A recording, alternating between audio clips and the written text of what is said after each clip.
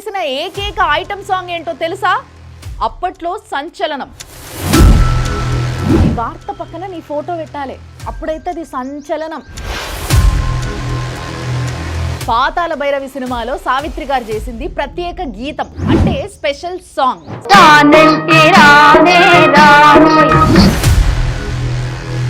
Special song కి item song కి తేడా తెలియదా నీకు? ఐటమ్ సాంగ్ అంటే కుదిరినంత వరకు చిన్న బట్టలు వేసుకొని కెమెరా యాంగిల్ కిందోటి మీదోటి పెట్టుకొని హీరోలకి రుద్దుకుంటా డబుల్ మీనింగ్ డైలాగులు ఉన్న పాటల్ని వాడుకుంటా చేసేదాన్ని ఐటమ్ సాంగ్ అంటారు.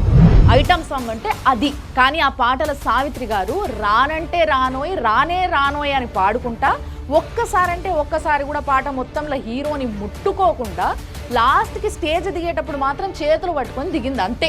దీనికి నువ్వు ఐటమ్ సాంగ్ అంటున్నావు. నీలాంటి ఏమనుకుంటా వదిలేస్తే రేపటి రోజు చిన్న సంటి పిల్లలు ఏదైనా స్టేజ్ పర్ఫార్మెన్స్ చేస్తే కూడా అది కూడా ఐటమ్ సాంగ్ అంటారు నీలాంటి వాళ్ళు.